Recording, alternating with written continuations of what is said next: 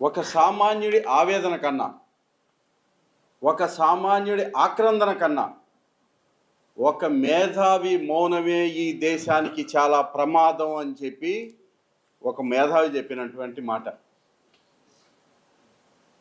అలా సమాజంలో మార్పు రావాలంటే మేధావుల్లో మార్పు రావాలి అని చెప్పి మేధో మదనం ద్వారా దీన్ని సాధించి మేధావుల్లో మార్పుని తీసుకొని వచ్చి మేధావుల్ని ఆలోచింపజేసి తద్వారా సమాజాన్ని ముందుకు నడిపించాలనేటువంటి ఆలోచనతో ఈ యొక్క మేధో మదన కార్యక్రమాన్ని పెట్టిన జడా శ్రావణ కుమారి గారికి ముందుగా శతదా సహస్రద అభినందనలు శుభాకాంక్షలు తెలియజేస్తున్నాం వైఎస్ఆర్సీపీ పక్షాన. మిత్రులారా, మనం జరుపుకున్నటువంటి కార్యక్రమానికి ఉన్నటువంటి ముఖ్య ఉద్దేశం ఏంటంటే మెడికల్ కాలేజీలని దీన్ని ప్రైవేటీకరణ చేయటాన్ని వ్యతిరేకిస్తూ చేస్తున్నటువంటి కార్యక్రమం.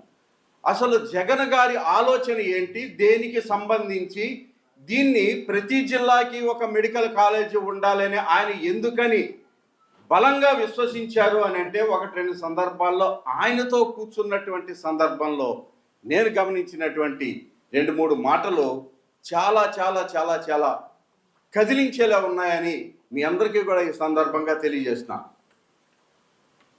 ఆయన ప్రతి ఒక్కరిని దాదాపుగా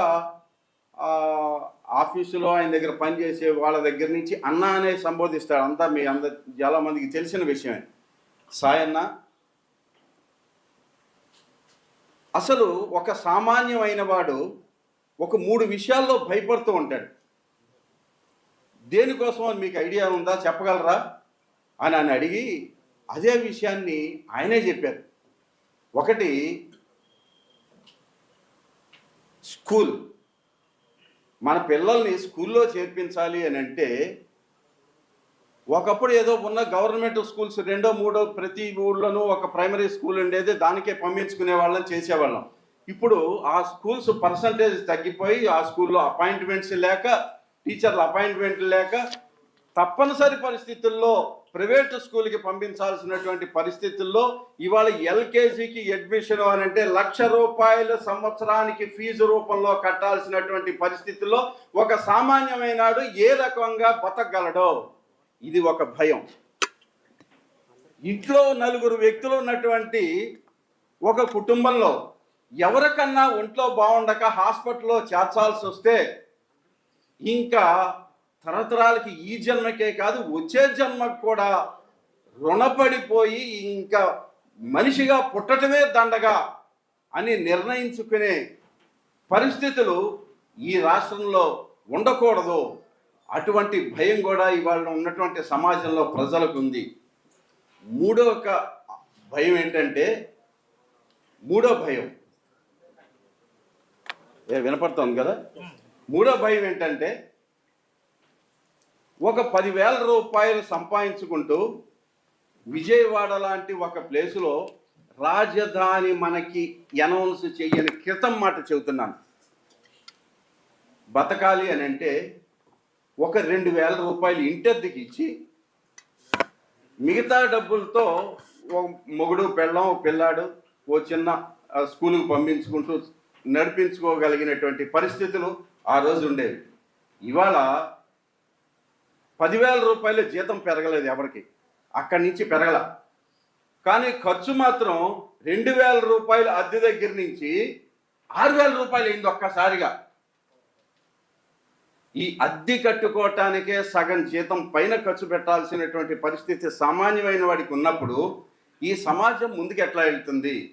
ఎకనామిక్ అండ్ కమ్యూనిటీ డెవలప్మెంట్ కింద నా పెట్టుబడి, ఈ వైఎస్ఆర్సీపీ పెట్టుబడి పేద ప్రజల పక్షాన వాళ్ళని చదివించడానికి, భవిష్యత్తు తరాలని సరిదిద్దటానికి, వాళ్ళ వైద్యం కోసం వాళ్ళకు ఖర్చు పెట్టుకునే దాని మీద, వీళ్ళందరికీ నివాసయోగ్యంగా ఉండే ఇళ్ళని అందించడం మీదే నా వైఎస్ఆర్సీపీ పెట్టుబడి పెడుతున్నానని నిర్ద్వందంగా చెప్పినటువంటి వ్యక్తి జగన్మోహన్ రెడ్డి గారు.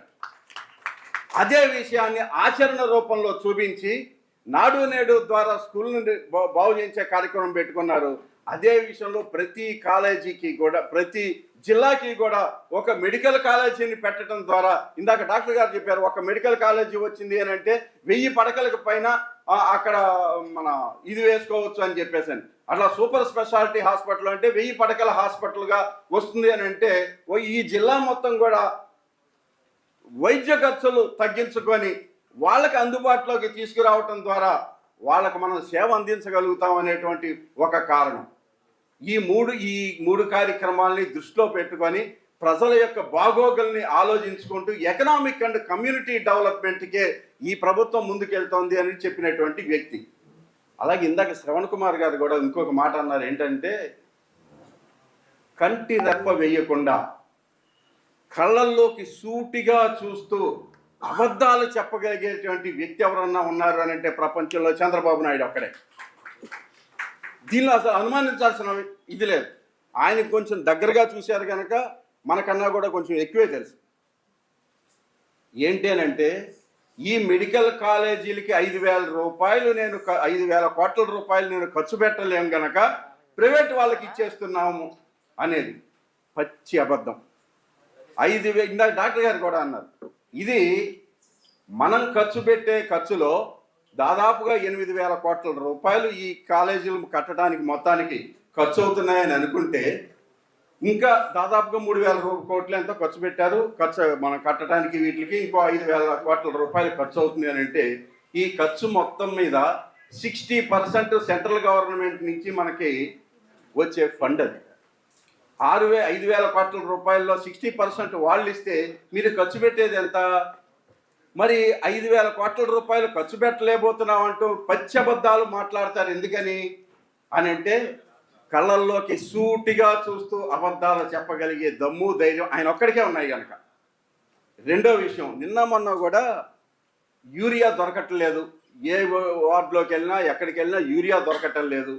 ఏంటి అని అంటే ఆయన చెప్పిన ఇంకొక పచ్చి అబద్ధం తెలుసా? వినే ఉంటారు మీ అందరూ కూడా.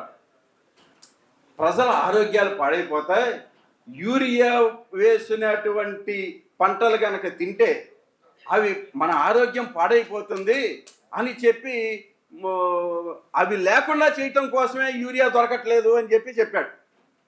అయ్యా, జిల్లాకు ఒక డూప్లికేట్ లిక్కర్ సప్లై చేస్తూ ప్రతి 3 బాటిల్స్లోనూ ఒక డూప్లికేట్ బాటిల్ ఉండేలాగా విచ్చలవిడిగా బెల్ట్ షాపుల ద్వారా కిల్లీ కొట్టులో కూడా సప్లై చేస్తే ప్రజల ఆరోగ్యం అత్యద్భుతంగా ఉంటుందా? అత్యద్భుతంగా వెలిగిపోతూ ఉంటుందా? ఏమన్నా 6 ప్యాక్ బాడీలు ఏమన్నా సంపాదించుకోగలుగుతారా? ఇది కూడా చంద్రబాబు నాయుడు గారు సమాధానం చెప్పాలి. ఇటువంటి నిన్న మొన్న మీరు పేపర్లో అందరూ చదివే ఉంటారు, లా మేకర్స్ అమెరికాలో 26 మంది కలిసి ట్రంప్ గారికి ఒక చిన్న సలహా ఇచ్చారు. భారతదేశంతో అనవసరంగా నువ్వు ఆ ట్యాక్స్ ఏమంటాను దాన్ని, ఆ ట్యాక్సులు పెంచడం ద్వారా టారిఫ్లు పెంచడం ద్వారా అనవసరంగా వాళ్ళతో ఒక యుద్ధ వాతావరణం లాంటిది, వాళ్ళతో శత్రుత్వాన్ని పెంచుకుంటున్నారు, అది మంచిది కాదు, అది మనకే నష్టం అని చెప్పి ఒక లా మేకర్స్ ఒక 26 మంది కలిసి ట్రంప్ గారికి ఒక లెటర్ రాశారు. ఇక్కడ లా మేకర్సు, డూప్లికేటర్సు ఎవరు ఏమన్నా కూడా ఒకే సామాజిక వర్గం వాళ్ళు ఉంటారు. ఆయన పక్కన ఉండేవాళ్ళు భజన చేసే బ్యాచ్ ఉంటారు. ఆయనకి ఏం చెప్పినా సరే డబ్బులు మాకెంత మీకెంత ఇవి మాట్లాడగలిగే వాళ్ళే ఉంటారు. గనక ఈ ప్రైవేటు కాలేజీలు ఈ మెడికల్ కాలేజీలని ప్రైవేటు పరం చేయటానికి ఎవరు ఎన్ని చెప్పినా కూడా ఆయన బుర్ర ఇంకెక్కదో.